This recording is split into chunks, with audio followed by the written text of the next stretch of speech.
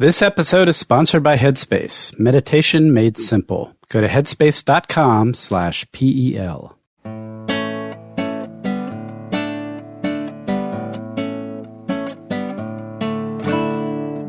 You're listening to The Partially Examined Life, a podcast by some guys who at one point set on doing philosophy for a living, but then thought better of it. Our question for episode 289 is something like, how can we know what opinions about beauty are correct? And we read selections from the 18th century British philosophers Anthony Ashley Cooper, a.k.a. the Earl of Shaftesbury, Francis Hutcheson, and David Hume. For more information, please visit partiallyexaminedlife.com. This is Mark Linsenmayer in Madison, Wisconsin, choosing my favorite authors just as I choose my friends from a conformity of mood and disposition. This is Seth Paskin, gradually, haphazardly, randomly educating my tastes in Austin, Texas. This is Wes Alwan, uniform amidst the variety of Cambridge, Massachusetts. This is Dylan Casey, detecting both a substrate of leather and an infusion of iron in my wine in Santa Fe, New Mexico. Nice. Don't drink out of the jug, Dylan. If it's good for Sancho, it's good for me. See, it's a very another St. John-y type of example to use. Well, now we have to explain it. That's from the Hume. It is a reference to, it's like the Princess and the Pea, having very refined senses. Yes, from Don Quixote, Sancho Panza. And it's also how you could tell someone who has a delicacy of taste. How do you tell who that is? So that's part of what that story is accomplishing. But we'll get to that, I guess. Yeah, we haven't done a 3 different author episode in quite a while. I felt like after doing the scrutin, we wanted to look back at a little of the historical stuff that he was referring to. You know, he had a lot to say about Plato's Symposium that we've already covered and about Kant's aesthetic theory that we already covered, but we had not actually covered Hume. And then in looking at Hume, well, actually Hume took most of his theory from Francis Hutcheson, a very underrated philosopher who in turn, you know, apparently was a direct follow-on trying to promote the ideas of this Anthony Ashley Cooper, who just goes by Shaftesbury, and we can just call him Shaftesbury for the rest of the time here. So having a little bit of all of those, the famous work by Hume was The Standard of Taste. So that was already a pretty short article. We actually use as our guidance a particular Stanford Encyclopedia of Philosophy article on British 18th century aesthetics by James Shelley. The first section of that was on what he calls inner sense theory. So it's comparable to, we had a past episode on Hume and Smith on moral sense theory. And so this is the same thing for aesthetics, that somehow aesthetics is the object of a sense as opposed to something that you figure out using reason. So treating 3 figures talking in that what sounds like an empiricist tradition, although when we actually look at Shaftesbury, he's not particularly empiricist. How did you guys feel about this approach and these authors? Any initial reactions? I think it's hilarious that you're into Hutcheson. He was the hilarious least fun. Hilarious is one word for it. He was the least fun of our 3 articles. His style is the most difficult to read because it's the most archaic. Yeah. But it's a good comparison to Hume. I mean, I forgot what a great writer Hume is. I think the smart thing was to read it in the order of Shaftesbury, Hutcheson, and Hume. Because if I had just read the Hume, I would have just thrown out the other guys. I would have been like, screw this. Hume is awesome. He's so great to read. He's just so clear. Well, and he's also, I'll say, translated.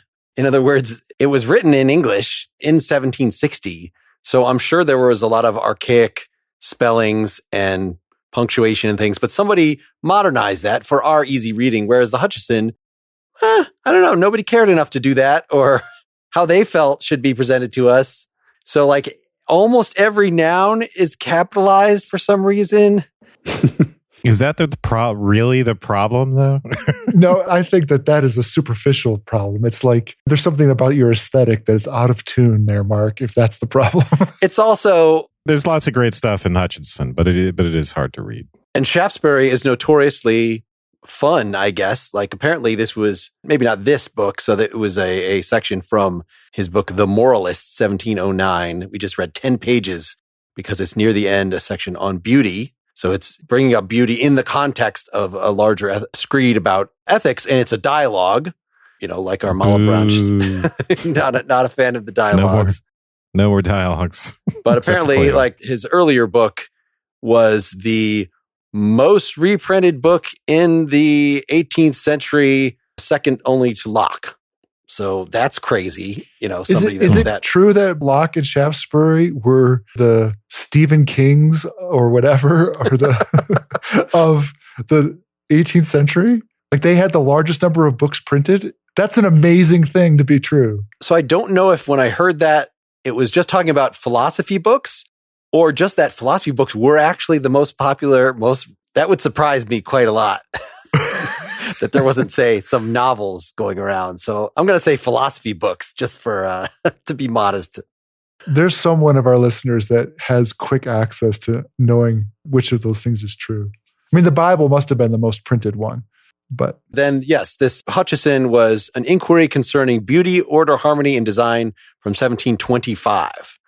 Actually, Locke had something to do with Shaftesbury's philosophical education. Like he was friends with Shaftesbury's grandfather. Yeah, I think Locke actually worked for his grandfather. And so he had something to do with his education.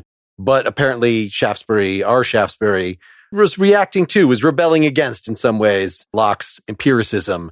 And his theory that we get here is actually very Platonic. That actually what we find beautiful in something, he says, we shouldn't find the copies like Plato. It's sort of undignified to find copies of something more beautiful. It's the original we should look at. Well, so what does that mean? Basically, that what we're admiring when we admire a work, an artwork, is the mind that created it. And in turn, actually, what we're admiring in the mind of the creator is the creator of that creator. In other words, God. So all appreciation of beauty rolls eventually into appreciating God, which is very much in line with if you take Plato as saying that beauty and truth and goodness are all the same. So in other words, what is the special ingredient in an object, right, that makes us think it's beautiful? And we've, of course, talked quite a bit about that, and it has something to do with form and structure, and our relation to that is contemplative, or it has an element of disinterest in it. And here, Shaftesbury, I think it's really interesting because he gives us a little bit more of an explanation of what it is about formality or form or structure that might be beautiful. And in a way, for something to have a formal property is for it to have something mental imprinted on it.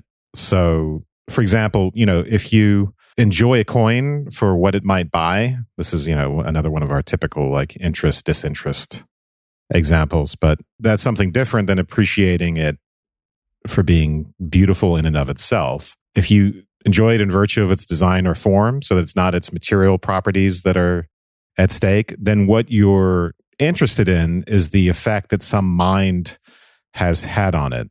And so his idea is that the beauty of the coin comes from the imprinting of the mind, so that it's only minds that are beautiful, and things partake of that by having that imprinted on them. Imprinting of the mind, I read that as the same as design. Mm-hmm. Yeah, this whole thing, sort of the surrounding sections to this, which is all that was in our PDF that we're working off of, were all about sort of the design argument. And this is something Hutcheson brings up as well, of like, was kind of reminiscent of what we just read in Malebranche, talking about what is the fact that we have a sense of beauty. What does that say about our creator? The fact that there's in nature, right? This is Hutcheson's big thing, is a lot of what we find beautiful is just uniformity amidst variety, is the way that Hutcheson puts his formula. But a lot of it comes down to how everything seems so simple and uniform and everything mirrors everything else. And so you could look at even the actions of nature and the fact that all things of the same species have a lot in common. So scientific laws, the fact that the same sorts of patterns are everywhere, that's like the beauty of the world. And why would God create a world like that? So there's a lot of wondering about God that way. There's still sort of a side issue. He's taking the presence of those characteristics, things like simplicity, as being positive reflections of God. That's why they're both in their own way confirmation of, and also obvious natural reflections, because of course the world was designed, and therefore the fact that it's beautiful is reflecting that design. And by the time we get to Hume, that whole element is gone, at least from this section, that Hume is not concerned. Strangely, I mean, Shaftesbury was actually known as being kind of a religious skeptic. He couldn't be overtly atheist. I mean, he was like in government. He couldn't, but it was not like Hobbes where he was widely considered an atheist or something, but he definitely had non-traditional views. There was something in the secondary, in the Stanford article that mentioned that he had panpsychist tendencies. That's crazy. Like that there's mind all over the place. Yeah, he's kind of like the Malebranche in this situation, right? He doesn't want to be a constructivist. He wants to say beauty is absolutely objective. And so how do you do that, right? You can't just talk about it as Hume does, in terms of mental faculties. You have to say, what is it out there in the thing in itself, right, that grounds this? And so in Malebranche's case, right, we had this rational connection to intelligible extension, for instance. And here, ultimately, everything is grounded in some sort of, I think, the implication seems to be this intuitive connection to the beauty of the divine mind that's manifested in these objects. So it's not like, whereas Locke and Hutcheson will talk about beauty as a secondary quality, right? Like color, like it's not in the thing itself. It's a matter of the interaction between the object and the mental faculties. Shaftesbury wants to say, no, it's more like a primary quality. Beauty is in the thing in itself, and we have some kind of direct access to that. So the thing that carries through these three, though, is this, how it was categorized in the Stanford article as inner sense theory. So even though you're right, Wes, the metaphysical status of beauty is different in that it is in the object for Shaftesbury, and for the other two, well, there's something in the object that properly elicits feelings in us. Mm-hmm. But it's subjective. It is something that is in us. But it's still for, why is Shaftesbury not like Malebranche? Why is he not a rationalist? He's considered, I don't know, this is something to discuss perhaps today, but the difference between what you were calling intuition for Malebranche and the aesthetic sense for Shaftesbury, the important thing, why he's not a rationalist, it's not the product of reasoning. Right? It's not like for some of these old-fashioned aestheticians that like we observe that there is symmetry in the thing. I mean, it could even be like Hutcheson's theory, like we observe that there is unity amidst variety, and we therefore conclude from that, that is actually beautiful. No, it is actually more like a sense of some sort. It is pre-rational. In that sense, it is a sense, even though then there's some sort of, it's not one of the five senses. So it must be the mind doing it, as Shaftesbury is focusing on that. And then Hutcheson, he has a whole chapter where he very slowly says like why he's calling it an inner sense. And then Hume just kind of takes Hutcheson and runs with it and is more concerned with like, okay, now admitting that it's something that's in the mind, but yet there are some objects that properly give us this sense that something is beautiful. In other words, there are some things that are objectively more beautiful than others. It's not just opinion. But, Hume's theory then ends up dwelling on like, well, how do we then tell whether something is objectively beautiful or not? It's like whether competent judges judge it to be so. Well, what are those competent judges about? And so it's just elaborating that. That's my high-level summary of getting through the three of them. So yeah, just maybe to concentrate on the concept of inner sense a little bit more. Yeah. Because it's, as you pointed out, Mark, it's this really interesting hybrid between what we would normally think of as a sense, right, is a external sensory faculty, eyes or ears or tastes, and the five senses. And this, of course, it's a little bit strange, you might think, to want to call something a sense, even though there are no outward facing faculties that take in data from the world, right? That's normally what we associate with the senses and with receptivity. And then when something is inner, we tend to associate that with imagination and reason. Right? Once we get that data, the inner part works on that data. It does something formal to it. So here we get this interesting hybrid between those two things. It's somehow receptive, which is why we might want to use the word intuitive, but we don't have to. Somehow receptive, it's receptive and it's involuntary. It's necessary in the sense that if we are exposed to an object that is beautiful, we don't have any choice about whether it hits us that way. In the same way, we don't have any choice about whether we see a red thing as red. So there's that sense quality to it. And then the inner part is just the fact that it's not like an external sense, even though it has that receptive quality. So Mark, as you pointed out, Hutcheson will give us a more detailed argument for each of those components. Why inner and why sense? But we can get into that.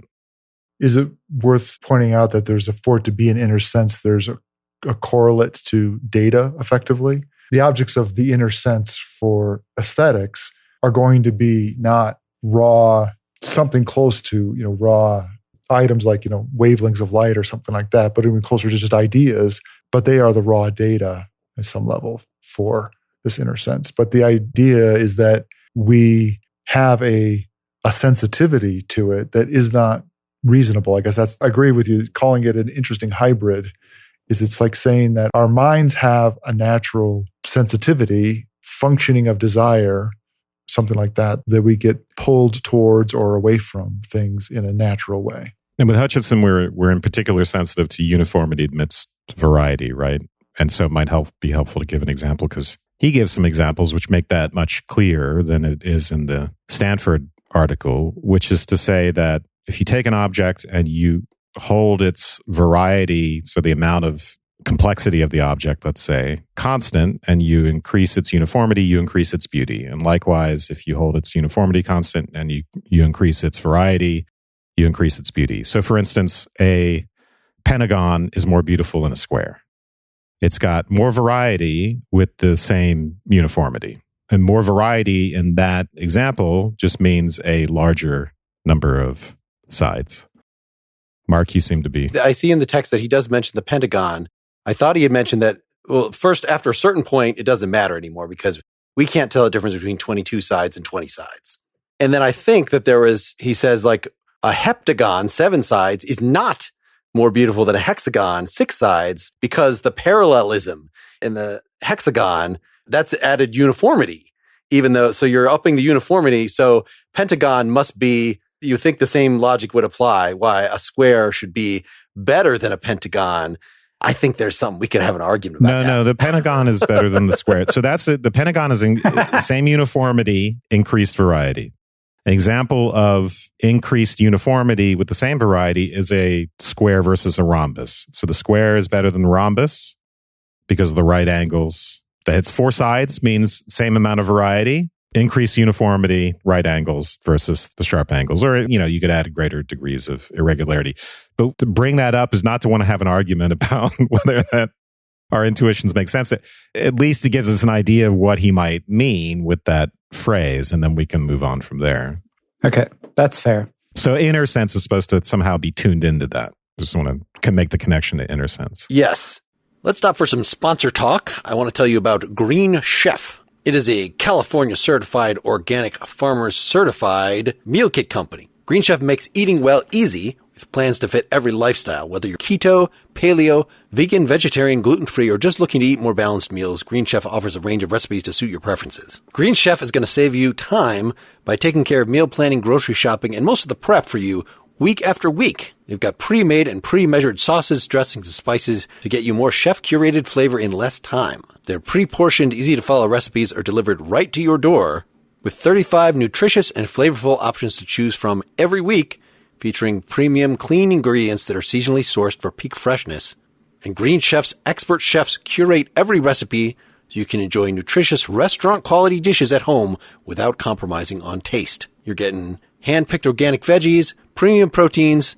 You can feel great about what you're eating and how it gets to your table. Green Chef is the #1 meal kit for eating well. For instance, this week they have sesame ginger glazed barramundi, cheesy chicken enchilada skillet, Italian-style surf and turf. Why, I just myself recently made barbecue ranch cauliflower bowls. It was super fast, super delicious. And Green Chef is the most sustainable meal kit, offsetting 100% of their plastic packaging in every box and 100% of their carbon footprint and emissions. Green Chef's pre-portioned ingredients mean you'll actually reduce your food waste by at least 25% compared to grocery shopping.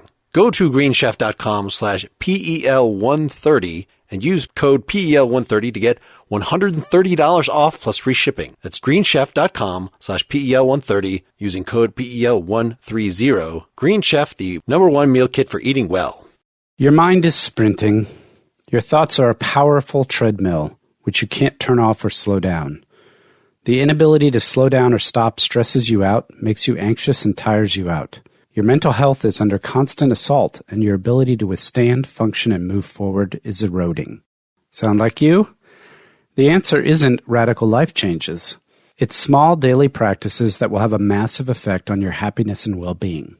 These practices are easy to learn with Headspace. You're not fine, and it's okay to acknowledge and say it. Fine is often a cover for anger, sadness, or stress.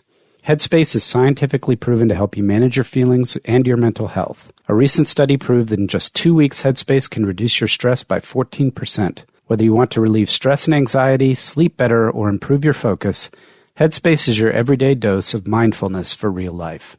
The war in the Ukraine has presented us all with tragic images that bring on a sense of hopelessness, fear, and anger.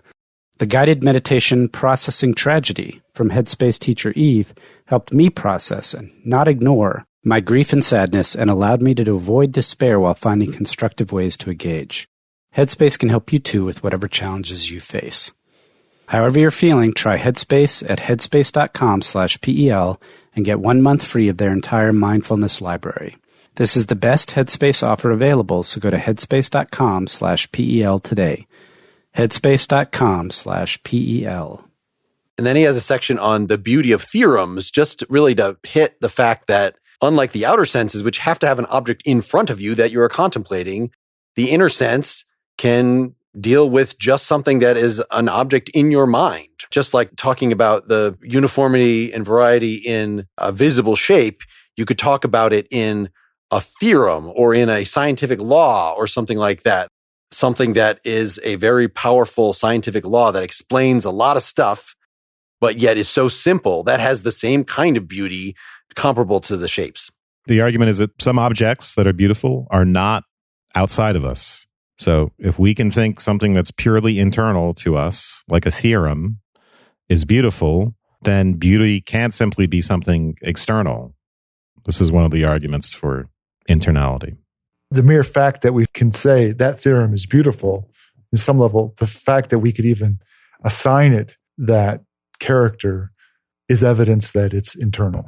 Beauty can be a property of external objects as well, but it has to be something that internal objects and external objects could have in common. So it can't itself be external. And that helps us a lot with things like literature, that a lot of what is beautiful in literature is not merely the sound of the words, but is things about their meanings and symmetries and formal elements of the text about the ideas conveyed. So just like you could have a beautiful theorem, you could have a beautiful philosophical theory even, although I don't think he gives that example. He does bring up the Pythagorean theorem, though. Speaking again of St. John's examples. Yes. Instance of beautiful theorems, right? There are many, many different proofs of the Pythagorean theorem. But if you look at 2 or 3 of them, there are ones that you will consider more beautiful than others. And you might even consider them more beautiful for different reasons. So there are examples where it's like the figure that you end up with in proving the Pythagorean theorem is beautiful. Yeah. And there are others that the beauty is in a kind of simplicity to them. Well, what he says, it's interesting to think about the proof, because I hadn't thought about that part of it, which I think makes sense, because we ultimately, well, if we were going to be Shaftesburyans, we would want to think about the creator as well. We would want to think about maybe implicitly about the process leading to the end result. But what Hutcheson brings up is essentially schematization, something that we discussed in Malebranche as well and in many, many other episodes. But this idea that one proof, so you put down your right triangle and you do the demonstration, you show all the relations. This one right triangle represents an infinity of different possible right triangles with different side lengths and different instantiations. And it's that simplicity and uniformity that we might call beautiful. So all the particulars partaking of the forms. The form is beautiful because it's uniformity among the particulars. And Hutcheson also has a little bit of Shaftesbury's contempt for copies. Not contempt in the case of Hutcheson, but that he has these chapters on original beauty. So that's where we're talking about like the shapes, just things that I think Scruton brings these guys, this whole tradition up as folks that would put forth scenes of nature, maybe more likely as their paradigm cases of enjoying something. So, right, this is all about like uniformity in nature, creations of nature, how all the trees look the same, but yet different. And every snowflake is individual, yet has its symmetry, that kind of stuff. But there's also what Hutcheson calls comparative beauty, which is just representational. So as you are drawing a picture of a landscape, well, there's going to be virtues that the picture has. A lot of its virtue is just how well it represents the thing that it's supposed to be a picture of. And that is explicable by that same uniformity within variety. This is the uniformity part. Wow, that picture looks just like the landscape that you were looking at when you drew the picture. You did a good job with that picture. The object itself doesn't have to be beautiful, right? The represented thing doesn't itself, yeah. Yeah, that's one of those puzzles that we've sort of dealt with before of, can you have a beautiful picture of a horrible thing? Like, yes, because it could be a good representation of the horrible thing. Yeah, and the interesting part about that is what the kind of accuracy you're talking about, right? Because typically in that case, the representation of the horrible thing imbues it with something that, for instance, a mere photograph would miss. Or if it was a photograph, it would require that it's been framed in a particular way, right? There's an intention of the work of art that adds meaning to it beyond merely representation. In fact, it somehow reflects the meaning that is supposed to be gathered out of that representation. Yeah. So for instance, there's this great painting by Ilya Repin, who I found out about just reading when I was doing background prep for my subtext episodes on Chekhov. And he's a really great painter, but one of his most famous paintings involves Ivan the Terrible holding his son after he has like bludgeoned his head in and the son is dying. And if that were simply something we experienced in person or a photograph, how could that possibly be beautiful? It couldn't be anything but horrible. And so then the question is, what does Repin do formally, aesthetically, to make it possible to find that beautiful despite the horrible content? And that's unclear to me. It's unclear to me how that is related to the justness or the accuracy of the representation, as Hutcheson seems to think, and also how the justness of the representation is related to uniformity amidst variety. Those two things actually remain unclear to me. Especially since both uniformity amidst variety makes me think of universals that you're being called to. But in a painting like that, it's uniqueness that's part of what's going on. And that it's individuality. This is something that Scruton talked about, the way in which the individual is called out in the particular in some of the most beautiful things. So there is this combination of universality along with resonant uniqueness and individuality that's happening in the most beautiful things. And I don't think that any of the people that we read talked about this. I mean, you could say in a way I was going to say it represents some sort of emotional trope or something, or that the pathos is so well articulated or something like that. But now I'm not so sure but I'm sure we could find ways, right, to get uniformity and its variety out of that. But I'm trying to take Danto's word for it that before the advent of photography, they meant mimesis. They meant exact copies. So even though, Dylan, you were just trying to give a Scrutonian, a more modern, why is a painting better than a photograph? Hutcheson might have thought like, yeah, man, if we had photographs, we would just love those. We would just make hundreds of copies of ourselves and spill them, put them in nice uniform squares around us on the floor. Like, that sort of explains the appeal of capturing everything on your phone and looking through pictures, and just that fascination with the image that we got in like Society of the Spectacle and some of the other stuff that we've read, that there's actually something potentially pathological now that this uniformity, this mimesis is so readily available to us. But that maybe does recall why Shaftesbury said, and I forget if Hutcheson actually says that the copies are inferior to the original, but they're different chapters. And the original he's talking about first, and that's sort of the thing that's, I think, better. See, I didn't get that impression, but I may just have missed it. Well, I mean, maybe we have to explain, like we were, explaining why it could be that a good picture could be better than the original because the original is something terrible. Like, that's a sort of a potential sort of counter instance. But anyway, I guess at least Shaftesbury is very clear that the original is better, and that's the, a thing in Plato. So maybe there's an argument to be made from those guys for why the Society of the Spectacle, this obsession with copies of copies of copies that pop culture has become, is pathological. Is like, it's adjacent to beauty, but it is a very degraded form of that. I had never heard of the particular painting that Wes was referring to. I pulled it up. And I think just at a mere glance, you can tell that if it was done with a photograph, it would still require composition and intent in order to get what was going on there. I mean, I think your example, Mark, of the proliferation of images, even if Shaftesbury would think, oh yeah, of course, I would just love to have photographs of it.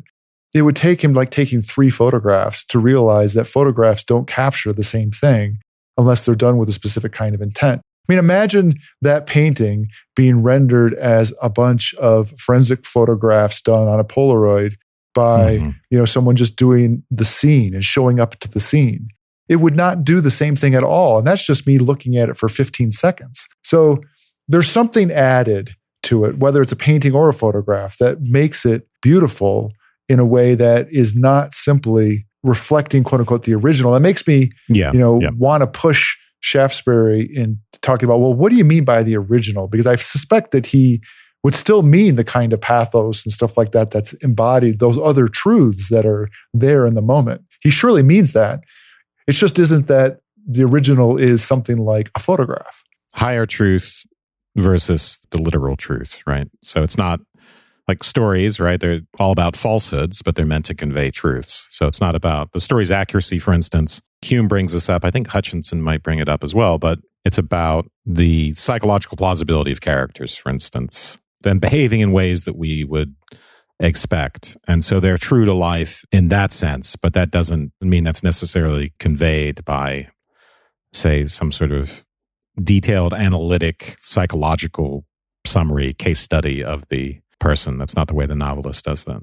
And we can come back to some of these issues, but in Hutcheson, starting in section 6, it's of the universality of the sense of beauty among men. And then that ends up being the thing that Hume is also, like, pretty much his whole article has to do with that. Hume is less interested than Hutcheson about giving a definition of beauty. It's more just the competent judges know it when they see it. And so the task just becomes, what is a competent judge? And how do you know if you're being a competent judge right now? And how Hume has a lot of, I think, very insightful things to say about, well, you have to know what genre it's in, how education works. Whereas Hutcheson stresses more, because he's concerned, I guess, more with this epistemology of, education can help, right? It can make us see parts of things, like it can make us grasp more complex structures, but we had to have the basic sense of beauty there for education to work with, right? It can't actually introduce that. Yeah, we can't teach the blind to see, right? In the same way. So it's like having sight as well. It's interesting because in this last section, part 4 of section 6, he basically makes the claim that we can show that there's a universality of taste, in part because there's the fact that all men reason, and there's some kind of interesting relationship between the capacity to reason and taste, which I think Hume gets more into. But one thing he says is that, we can prove it if we can show that people are pleased with uniformity in a disinterested way, right? In a uniformity of something and variety, despite the fact that it doesn't do anything for them. It doesn't serve their appetite. And the example he uses, once again, I love this, is shapes, and says we always prefer regular over irregular shapes. So if we had to choose between a triangle and just a scrawled irregular whatever on a piece of paper, we would say, the triangle is more beautiful, more aesthetically pleasing. He basically takes that to be a proof of the universality of it. So for Hutcheson, universality lies in this uniformity and variety thesis. For Hume is not going to have that to appeal to. Seth, where are you at with this? I just went down a giant rat hole with that painting that I was just in the background on Wikipedia and going through various images of it. It's haunting. I mean, it's absolutely... Say what it is again so people can look it up. It's called Ivan the Terrible and his Son Ivan on 16 November 1581. It's by Ilya Repin, who's really, now he's one of my favorite painters. I follow him on Twitter. There are these accounts for painters on Twitter you can follow. Repin. He's known as a realist painter, although if you look at his stuff, there's strong elements of Impressionism in there. And he's very similar to, I don't know if you know John Singer Sargent very well, but there's a lot of similarities to, in fact, sometimes when something comes across in my Twitter feed, I have trouble. I'm like, is that Sargent or is that Repin? So he died in 1930. Yeah. The painting's been vandalized twice. People are moved by it in many ways. Well, so as I was going down that rabbit hole the Wikipedia rabbit hole on this painting. If you scroll down in the Wikipedia entry, there's an interesting read a short thing here. And when I was reading it, Dylan was talking about something and it seemed very synchronous. So maybe I'll be able to call that back up and maybe I won't. In 1855, Ivan the Terrible and his son Ivan was shown for the first time to Rapin's painter friends. Bunch of names. Here's one of them. I was seized with a feeling of complete appreciation for Rapin. There it is, the thing. What a level of talent. And how it's painted. My God, how it's painted. And what is this murder carried out by a wild beast and a psychopath? A father hits his son with his scepter in the temple. One moment, he utters a cry of terror. He sits him on the ground. He raises him. He presses one of his hands on the wounds of the temple, and blood gushes out of the cracks between the fingers. And as he bawls, it's an animal howling with fear, the very spot that the sun has marked with his temple. Really, this scene is drowning us in half-light and a kind of natural tragic. So now's not the time for me to wax poetic about the Russian soul, but two things about that description. The first is, in seeing the painting, the friend is seized with an appreciation for the painter. This is anecdotal validation of when you see beauty, it's not in the object, right? It's the fashioning, it's the form, it's the creator of the object. So understanding that a thing is created, if you find the thing beautiful, the appreciation is not for the thing, but for the creation of the thing. The second part is the end of that quote where we were talking about the thing that is represented is not beautiful, but the representation can be beautiful. What's happening, or at least initially what's happening when you're talking about the representation of a tragic scene like this, if you were to witness or photograph, Dylan, as you mentioned, or film a tragic scene versus the representation of it through, in this case, painting, there's a sense in which the whole notion of representation just falls away because you're not saying, well, the painting is beautiful, but the actual act of accidentally murdering your son is not.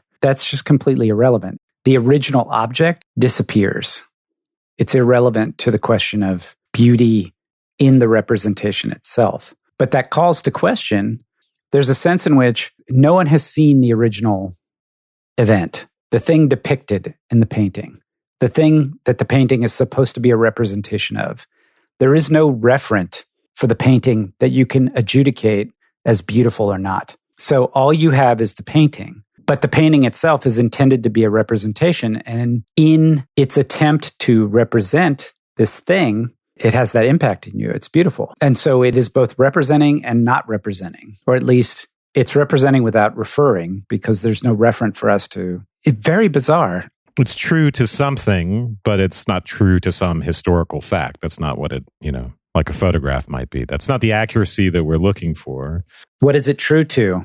Well, it could be true to that sort of feeling or moment or circumstance. It could be true to the average disposition of the audience. I'm thinking here too of kind of connecting it back to Shaftesbury, right? There's something of Rapin in the painting, something of the mind of Rapin in the painting. Absolutely.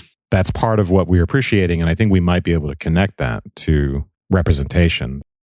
Good news, everyone! Audible has created a destination for complete well-being that delivers inspiration, encouragement, and actionable steps, no matter what your goals are. At audible.com/wellbeing, Audible editors have curated a range of titles featuring experts in a wide range of self-care and self-development categories. From mastering your emotions and improving relationships to getting in shape and finding more success at work and home. Among the listens are brand new titles from some of the most inspiring original voices in the genre, including comedian, actor, and public intellectual Russell Brand returns with a new Audible original called Revelation, Connecting with the Sacred in Everyday Life. Virtuoso Yo-Yo Ma blends vivid personal memoir with breathtaking exclusive performances in Beginner's Mind. Psychiatrist Dr. Anna Lemke explores why the relentless pursuit of pleasure leads to pain in Dopamine Nation, Finding Balance in the Age of Indulgence.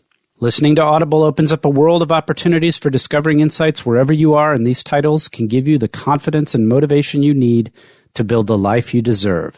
Go to audible.com/wellbeing. That's audible.com/wellbeing. I also want to tell you about Surfshark. Let's talk about your online privacy, because frankly, you could use some.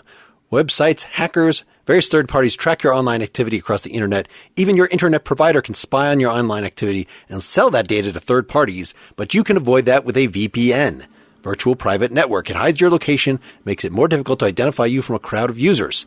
Think of a VPN as a safety net from any bad guys trying to target you. And it doesn't end there. You know that pop-ups that say unavailable in your location? Well, you can forget about those if you have a VPN. Switch your virtual location and access any content, website, or app that's blocked in your country. Or hey, switch to say you're in Russia and you can be blocked just the way they are. Now, let's say you're the type of person who likes to have a safety net for your safety net. Well, Surfshark has your back. You can have even more protection if you add Surfshark Alert to protect your identity and Surfshark Search to get accurate private search results. So try Surfshark risk-free with a 30-day money-back guarantee. Get Surfshark VPN at surfshark.deals/PEL. Enter promo code PEL for 83% off and 3 extra months free. You heard me right, 3 extra months for free. That's surfshark.deals/PEL. St. John's College is for undergraduate and graduate students who seek meaning in their lives, who ask hard questions of themselves and their world, and who dare to free their minds. In small discussion-based classes, students grapple with fundamental questions that confront us as human beings and engage with influential works by some of the world's greatest writers and thinkers, from Plato to Nietzsche to Frederick Douglass to Virginia Woolf. This strong commitment to collaborative inquiry and to the study of original texts makes St. John's College a particularly vibrant community of learning. Through this, students learn to listen deeply across perspectives and to speak and reason with precision. Explore 3,000 years of human thought in just 4 years, or 2 for graduate students, on campuses in Annapolis, Maryland, and Santa Fe, New Mexico. For intellectually curious high school students, the St. John's Summer Academy is a hands-on pre-college program that helps students hone their reading, critical thinking, and discussion skills. Learn about St. John's undergraduate and graduate grade books program at sjc.edu/PEL. This goes back to our talk about the poetics and the tragic and identification with the characters on stage and indirect identification with what the author is doing and the act of creativity, which is intimately related to the tragic. In a way, what you see represented and what it's true to is the creative act itself. I know that's a weird thing to say, but anyway. And it's comparable. I think we might have concluded one of our last topics in our last episode talking about the scrutin was the account of expression in the historical arguments over like what constitutes a good expression. Does it have to is it a copy of the author's mood or the performer's mood? Well, the performer might not really feel like that way. And it's very, an artistic expression is very different than you yelling at your child. That's an expression of emotion too. And it's not just that one is fancier than the other. So the way that Scruton has said is there's an intransitive way of thinking about expression. That expression sounds like a transitive expression in that it's an expression of something, but maybe it's just expressive, and that a piece of music, it's just expressive. And so maybe there's something here that's like, oh, that's so representational. That's so true. Well, true to what exactly? It's creating its own world. It's not the correspondence theory of truth. This painting is great because it exactly represents some scene that happened. Or it exactly represents something that was in his imagination. No, a lot of the effects that you're seeing actually might have come out of just the particular brushstrokes and the techniques that he used. It doesn't have to have even been something planned beforehand. It could just be this thing, but we still use this term representation, even though we don't mean it transitively. This is a theory that is not in line with Hutcheson and Shaftesbury here. What would be in line with Hutcheson and Shaftesbury is the idea of alignment. And part of what we're wrestling with is alignment to what? Just like a representation of what? And this is where I think you get to the idea, well, part of the reason it's so beautiful is that something about the rendition seems so true. And those two things begin to resonate a lot, like with a painting like that, right? Because if you look at the eyes of the father, there's all kinds of things you can analyze about that representation that aligns with something really, really well. It's a representation of a particular, and you can have an argument about whether or not that representation was the true one for that particular real world incident. But the painting is representing something in alignment with a particular. And the more it resonates with that. That's part of what I think would be in line with Hutcheson and Shaftesbury, is that it is more beautiful in being more representative of that particular. And then that is filtered through Repin in this case, for sure. And to me, part of that is reflected in, again, just incidentally, it's very interesting that West just incidentally gave such a great example because it just only takes a few seconds to even look at it, to get it. But it's been vandalized numerous times by people who are sensitive to its representation, but in meaning something else in its sort of political context and other kinds of meaning that they want to destroy it because of them seeing a representation of something else. They're not vandalizing it because it's obscene in the way somebody might vandalize pornography or something like that. They're vandalizing it as a kind of censorship. I was just reminding myself of how Scruton resolves the expression problem. And the conclusion that he comes to is that we need a model of expression which is, as Mark said, is not transitive. It's not an articulation of some inner state. Rather, the artist is fitting things together to create links that resonate with an audience's feelings. So what's expressed becomes irrelevant, and what matters is fittingness. Yeah. What matters is whether something belongs with something, and that has something to do with resonating, right? So we have to fit things together. Representationally, we have to fit things together in a certain way to get that resonant effect with audiences. It evokes a particular, the way a resonant thing becomes one sound, right? It's evoking a particular in this case. So I like that we're getting on the idea of association here, which I don't think is a word that any of these folks use. Wait, Hutcheson talks a lot about association. The ways in which association can create pleasure. It's purely a matter of signification in a way, or association. It's not like the object itself is pleasing us because it's beautiful. It's associated with something else that's pleasurable to us. Exactly. So this is actually the kind of thing that he's warning against. Even Shaftesbury, his whole idea is like, we should appreciate beauty because that is like one and the same with truth and goodness. But the things that are adjacent to beauty, which are just like, in other words, not being thrilled by the appearance of the beautiful coin, but by the association that you have with it, can buy you things. So this is their way of introducing this idea of disinterest.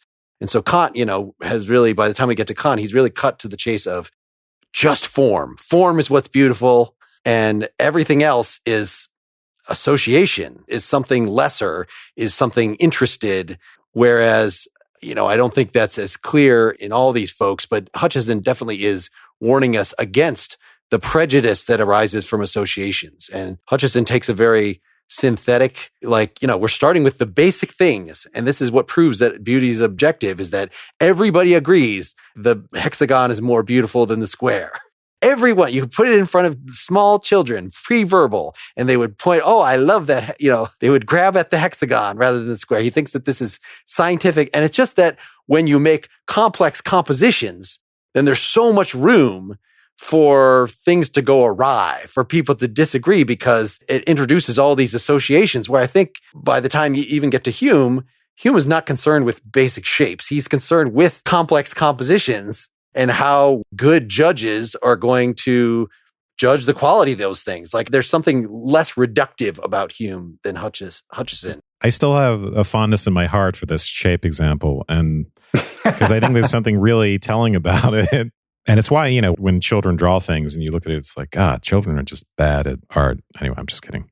But so you take a nicely articulated shape, square, whatever, on a piece of paper, and then you compare that to something irregularly drawn, a blob of some sort. And I'm actually as absurd as it sounds, I'm very sympathetic to the idea that the square is more aesthetically pleasing, and that tells us a lot about what it means for something to be beautiful. There's a greater level of articulation and formality and structure in that. Not that we have to embrace uniformity amidst variety per se, but it's telling. Are there a couple of central points we want to make about Hume just before we wrap up part one here, and then we can immerse ourselves in whatever details of the various articles? Because I feel like we've given a lot of the points from Hutcheson. The Shaftesbury was just a short reading, but the Hume, this is obviously the most famous paper, and we've said beauty for him is like a secondary quality for Locke, that it's like color. Color is strictly speaking something in the mind, but yet there's some object in the world that objectively has the power to normally produce an idea of this color in our minds. And so how do we define that? Well, it's in a well-lit area by somebody that has functioning eyes. That's the kind of thing we would do for color. And he thinks that we can do something exactly parallel to that for beauty. He tries to define it in non-aesthetic terms. I think, if I remember, Scruton finds this all very problematic, that it ends up being circular. Like, how do you tell who the good judges are? Well, they're the ones who pick the right thing. But I don't think that... Yeah, I'm not sure that he's right about that. Yeah, Hume doesn't think he's doing that, because he's like somebody that can reason well, that has sensitive. This is where the leather key, being able to taste a piece of leather and metal that's been put in a giant jug of wine by having a glass from the jug. These are sort of non-aesthetic, just qualities about the person that would at least make you think that this is a competent judge. But Hume just admits we can't really know whether any given person is a competent judge, because maybe something's gone wrong or they're not familiar with but what we can know for sure is that there is some better judgment that's better than others, that there are things that are objectively better than others. And he seems to think that actually, it seems like he's pretty across the board about that. It's not just that, well, in general, these are the rules, the Santayana approach to artistic creation rules. In general, these have proved successful, but I don't know, new works could defy this and in fact be beautiful because they're defying it, because they're innovative. I feel like Hume wants to say, no, actually, those works are good in spite of their violating the rules. The rules, whatever they are, they're just as unknowable as ultimate scientific law. They're sort of the thing that maybe the competent judges would find if they had infinite amount of time to think about it and converge on an opinion. This is my Charles Sanders pragmatist view of artistic goodness. But yeah, the rules are objective. They're out there. There shouldn't be any disagreement, ideally. So he's not willing to reduce an ought to an is, but he's willing to reduce beauty to an is. And the way he does that, Mark, as you pointed out, is he is going to say we can derive objective standards of taste by knowing who it is who are good critics, basically. It's kind of reminiscent of some ancient virtue ethics stuff in which we learn what's virtuous by looking at the sage. And then, of course, it does on its face seem circular, because how do we know who the good critic is unless we have reference, objective standards of beauty by which we can judge the critic? But Hume is going to say, no, there's matters of fact about, I say that being a good critic is related to delicacy and lack of prejudice and all these other criteria. And that's objective. I can say that someone has greater delicacy in the sense that they can look at things with a greater resolution. They can see more detail, and they have better background knowledge for thinking about the artistic object. And all those things are objective, so they allow us to give ourselves objective standards of taste through the qualities of the critic. This is a big issue in the secondary literature, whether that's circular or whether some of his, he gives 5 qualities for the critic, whether some of those are circular and others aren't. Scruton thinks they're circular, but that's not like a settled thing in the secondary literature. There's a kind of bootstrap argument going on, right? It's like becoming an excellent person. I think you're right. The way of it resonates with virtue ethics is you become virtuous by doing virtuous things. And how do you know where to genuinely point yourself to? Is you see virtuous people doing virtuous things, and so you imitate those things. And the question is whether that's simply circular or not. Another thing for Hume is just posterity, that you could have the fashion of your time could esteem something that is really inferior, but that over time, or, when foreigners approach the thing, they're going to be able to tell. He really does think that it's universal. Yeah, the cauldron of time will definitely filter things out. Things that are truly beautiful will endure. He uses this phrase, durable admiration, right? Yep. So all you need is time. Time will tell. And of course, you just need to preserve those things so they can be admired by, of course, if you blow it up or tear it down or burn it. Yes. I was thinking about this when he was bringing this up, is that I think he would agree that while on the one hand asserting that things that are beautiful endure, just because something hasn't endured doesn't mean that it wasn't beautiful. To your point, if you ignored or burnt it down or for other reasons didn't place it on the sieve of time, then you wouldn't necessarily have given it the opportunity to endure. And you have to put yourself in the shoes of the original audience that it was aimed for, Hume warns us. So maybe these are forces working opposite to each other, that time gives us the ability to see whether it's going to stand the test of time, but it also puts us farther from the original people that would have fully understood it. It also works against each other in a different way, which is, Hume believes that taste can be cultivated and appreciation of beauty is something that you can cultivate. So I think what's at tension here is like, you can't appreciate Michelangelo's David, or you know what, that's a cliche. Let's say Michelangelo's Moses. Have you guys ever been to the Vatican? Have you ever seen the statue of Moses? Mm-hmm. I've seen a picture of it. I haven't been to the Vatican. Well, you need to go to the Vatican. The Vatican Museum and the Vatican are one of the things to behold. Not to mention, it houses 2/3 of the world's great ancient treasures that are plundered from the... Anyway, it's beside the point. So there's something durable about Moses, but I experience it only from the place that I am at. And then the question, this was created for a particular time, for a particular patron, in a particular place. So the more I educate myself about that, I will come to appreciate the beauty of the art in that context. And at the same time, though, because it has durable beauty, I'm appreciating it outside of that context. And I'm wondering, do the two things work together or work against each other? Does durable beauty, the fact that something can be perceived as beautiful throughout different contexts, is your appreciation of that enhanced by learning more about the context in which it was created or in which it was originally appreciated? Or does that work against the durable? Well, the durable part, right, is a criterion of sorting out, despite the prejudices of the times, which things are going to turn out to be great works of art, which is not to say that critics might not be able to argue about that in the moment, and that you have great critics who can make the proper identifications, who know that Milton is better than Ogilby, right, to take two poets, and by leaps and bounds.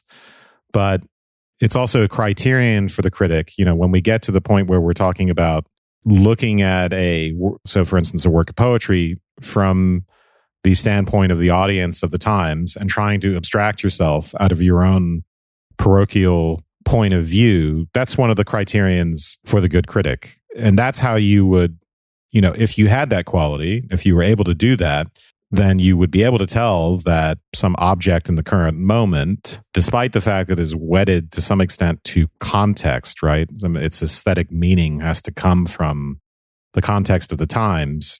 You might know as a good critic that it will also transcend that, at least for other good critics at other times who can empathetically inhabit the current moment. Yeah, just to summarize what a good judge for Hume, he needs a strong sense, a delicate sentiment, improved by practice, perfected by comparison, cleared of prejudice. So we can get into some more specifics and see what we think of that in the second half of our discussion.